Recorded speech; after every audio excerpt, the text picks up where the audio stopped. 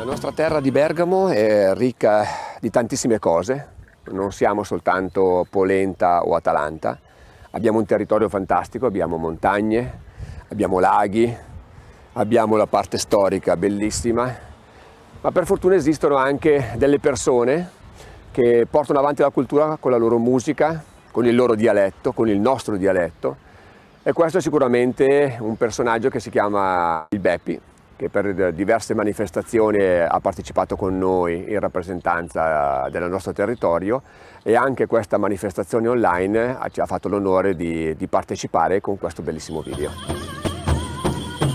Ciao, ciao, ciao. Ciao ragazzi, grazie per essere con noi questa serata, che visto purtroppo il fatto che dobbiamo rimandare il festival dal vivo al giugno 2021, volevamo con voi comunque condividere online queste due serate, comunque per mantenere un po' vivo quello che è lo spirito della manifestazione con tutti i nostri amici, e sicuramente voi fate parte dei nostri amici storici che hanno condiviso con noi molti festival. Beppi, sei sicuramente la persona che culturalmente, cantando, porta avanti la cultura appunto del nostro territorio, di quello che è di Bergamo.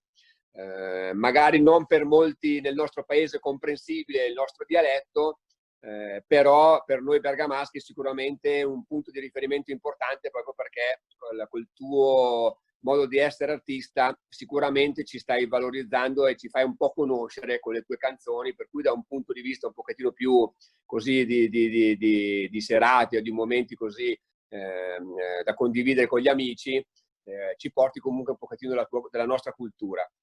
Infatti la mia prima domanda è un po' un riferimento a una volta che io e te ci siamo incontrati, e quando mi hai detto appunto che alcune volte con le persone che incontri ti dicono una cosa che a me ha fatto impazzire dal ridere, no?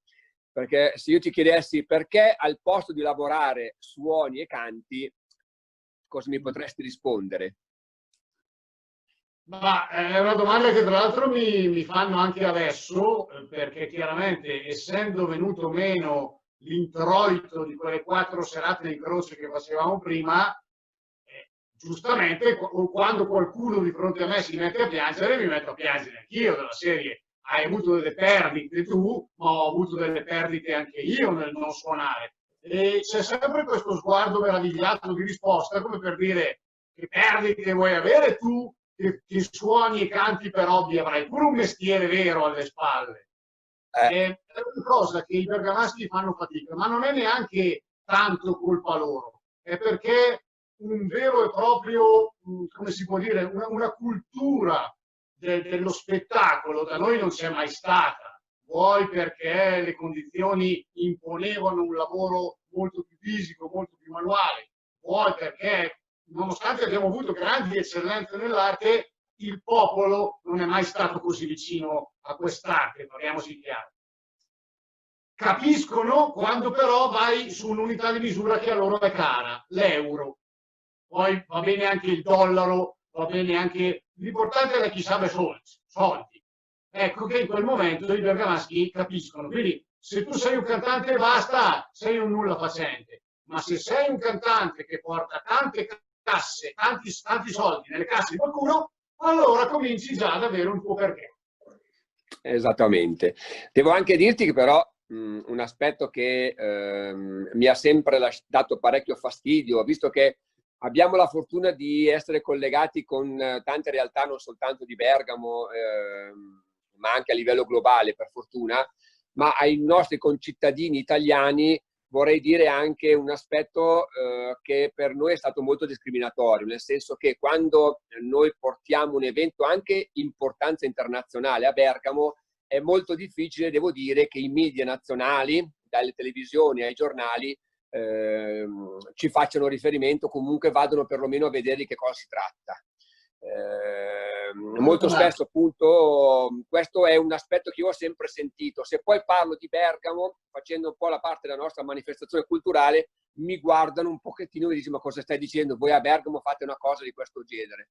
Probabilmente è vero anche che noi non siamo mai stati capaci, probabilmente, o non abbiamo mai avuto il tempo, il pensiero di proporci da quel punto di vista, proprio perché dovevamo sempre lavorare, per cui forse non ci hanno mai preso in considerazione, un po' anche per colpa nostra, ma dall'altro noto che comunque in questo paese realmente, a parte qualche città privilegiata, il resto d'Italia, che ha tantissime ricchezze veramente, non c'è bisogno che lo diciamo, però che poche volte vengono messi con la giusta attenzione. E sarebbe il caso forse che magari un pochettino questi media nazionali dovessero fare magari in questo momento un pochettino di esame di coscienza. Ma noi, ok, abbiamo le nostre colpe perché siamo un popolo chiuso e molto poco incline ad autoincensarsi. Non ci sappiamo pubblicizzare bene come altri. Però se aspettiamo che questa mano arrivi da chi bergamasco non è, possiamo aspettare tutta la vita, perché il confinamento, diciamo, a questa immagine un po' macchiettistica di tutto quello che è Bergamo, e ci metto dentro tutto, anche il sottoscritto, è un qualcosa che sembra quasi ci sia un certo interesse di fondo a essere mantenuto. Ecco. Io mi accorgo che anche quando cerco di propormi lontano dai miei confini, credendo invano che lontano dai miei confini certi messaggi saranno meglio apprezzati, mi accorgo che invece è proprio lontano da Bergamo che si vuole quell'immagine stereotipata del bergamasco, perché è divertente, perché è così, esattamente come così deve essere quella del siciliano, così deve essere quella del napoletano. Allo stesso modo il ritratto del bergamasco è uno, e chiunque non lo rispetti viene gentilmente invitato ad accomodarsi. Cosa vuol dire per te essere bergamasco? Vuol dire innanzitutto riconoscere le caratteristiche di un popolo, che non sono mai caratteristiche casuali, che sono figlie della sua storia, sono figlie della sua dislocazione geografica, delle sue condizioni climatiche, dei suoi valori morali, e significa saper vedere al contempo i pregi ma anche i difetti. Basta con questa gente che quando viene invitata a parlare di sé e della sua e del suo popolo sembra sempre decantare un popolo perfetto che non ha uguali nel resto del mondo. Come tutti i popoli abbiamo delle eccellenze e come tutti i popoli abbiamo dei talloni d'Achille. Tu fai una musica molto rock, diciamo, comunque, che ha questo, una parte comunque importante in questo ambito musicale, no? Come riesci ad abbinare l'aspetto rock della tua musica con quella culturale della lingua bergamasca? Guarda, io farei rispondere a riguardo proprio Alberto Sonzoni, perché sei un musicista puro. Perché al contrario di me, che sono un artista tutto fare, lui è uno che ha i diplomi al conservatorio, lui è uno che...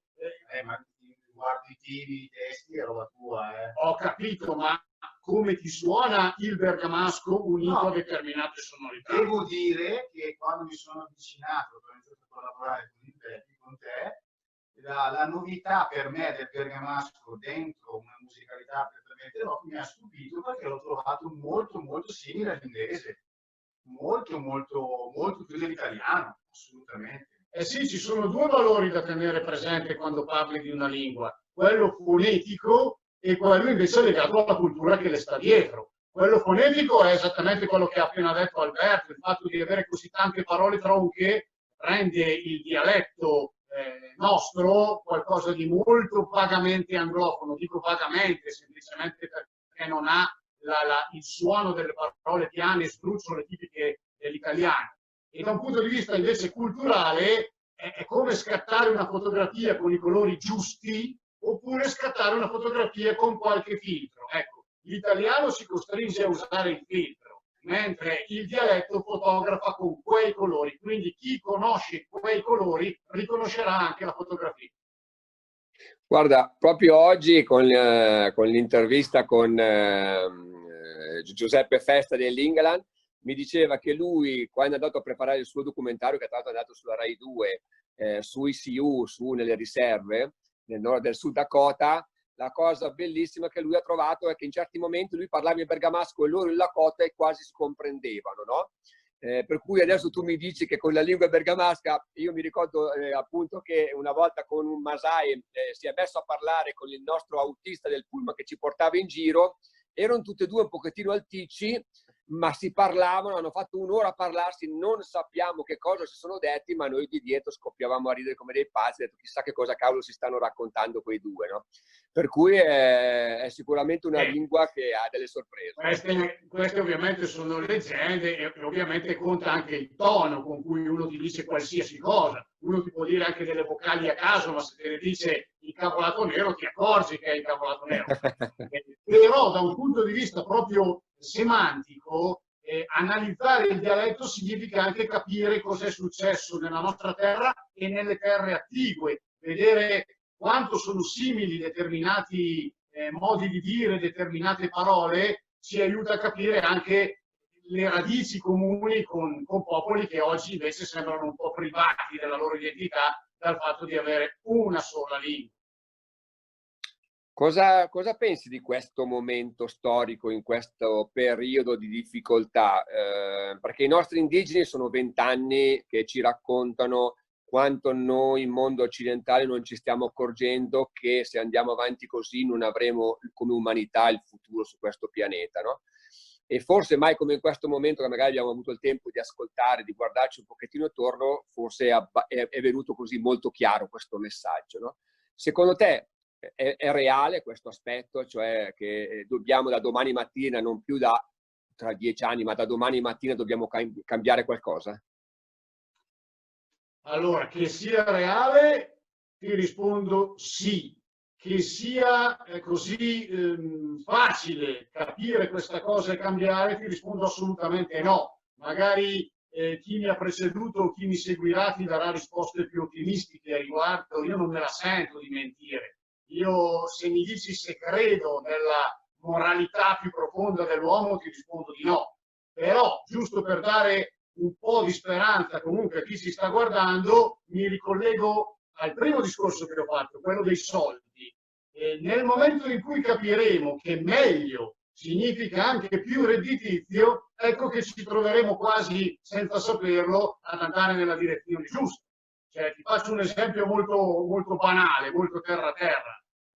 Un paio d'anni fa ero in banca e avevo due soldi da investire. E l'impiegato che avevo di fronte mi ha chiesto: c'è qualcosa, c'è qualche ramo che preferisci, c'è qualcosa dove credi più giusto investire? E io in maniera molto istintiva ho detto: ma forse nelle energie rinnovabili, in tutto quello che è ecologico, ma non perché avessi un'anima verdissima dentro, ma perché credevo che prima o poi anche l'economia si sarebbe trovata a dover per forza fare i conti con questo settore. Quindi era un settore che non poteva non crescere. E i dati mi hanno dato ragione. Cioè, da 10 euro che avevo investito, me ne hanno ridati 30, ma era una scoperta dell'acqua calda. Esattamente. Alberto, come vedi tu invece l'aspetto culturale del nostro territorio portato all'esterno? Tu ti senti indigeno? Mi sento indigeno. Noi abbiamo una canzone che parla di indigeni e di autoctoni. Ah, sì. Ah, sì? Gli autoctoni sono delle robe strane che rotolano tutte zincate. Sono rimasto un po' stupito, così che sembra quasi in questo periodo di questa pandemia, di questo problema che abbiamo vissuto particolarmente qua, sentito a Bergamo, che quasi tutta l'Italia si sia risvegliata, abbia riscoperto tutto ad un tratto che esistesse anche Bergamo. Nonostante fossimo, non dico proprio il centro, ma insomma siamo insieme a Milano, nella Lombardia, siamo quasi il cuore pulsante dell'Italia. Mi ha un po' stupito questa cosa, che hanno riscoperto tutto un tratto anche solo le bellezze di Bergamo. Sono venuti tutti, giustamente, vabbè, visto la situazione, a fare filmati, però così mi ha lasciato però un po' deluso. Pensavo di contare un pochino di più, forse, come... Lui è uno di quelli convinti che Donizetti lo conosca tutto il mondo. Ecco, ad esempio, io oggi ho sentito una trasmissione del Minuto del Debbio qualche giorno fa, fare uno speciale qui, hanno nominato di Bergamo, hanno nominato la Polenta, l'Atalanta e non mi ricordo più, e Donizetti non l'hanno nominato, sono rimasto male. Perché nessuno ci conosce, ci conosco per altri stereotipi, ma non per null'altro. Ma facciamo una culpa, vuol dire che questo altro lo dobbiamo esportare meglio, vuol dire che abbiamo esportato gli stereotipi. Io, quando la RAI, non è che mi chiami spesso, ma quando mi ha chiamato per fare esattamente il bergamasco di cui parlavamo prima, quello che ricalca millimetro per millimetro lo stereotipo, io ho rifiutato, non mi sono lasciato comunque ammagliare dalla nomea della RAI, perché sapevo che anche se al momento avrei avuto il mio minuto di gloria, poi l'avrei pagata, perché non avrei fatto altro che avallare un'immagine che non è quella che voglio portare in giro, sia a Bergamo che fuori. Assolutamente, purtroppo questo è la realtà e la scopro anch'io tutte le volte che vado al di fuori di Bergamo con lo Spirito del Pianeta. Volete fare un arrivederci l'anno prossimo allo Spirito del Pianeta prima di salutarci? Ma io innanzitutto ti ringrazio per esserti ricordato del Beppi, perché per me è motivo d'orgoglio in qualche modo essere il rappresentante di questa provincia in un festival che ha una vocazione planetaria. Il fatto che tu chiami il Beppi per consegnare questa virtuale carta d'identità a chiunque si avvicini allo Spirito del Pianeta, per me è veramente un motivo di grande soddisfazione. Purtroppo sul tuo palco fisicamente quest'anno non abbiamo potuto esserci, e per noi sarebbe stato uno dei concerti più importanti della stagione. Speriamo che il 2021 sia migliore, speriamo che Ivano Carcano sia ancora lì a organizzare lo Spirito del Pianeta, versione fotocopia del 2020, e noi ci saremo.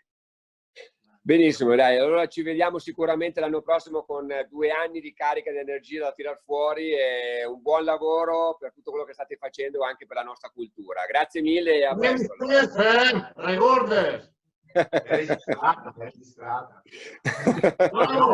Ciao, grazie, presto. Ciao, ciao.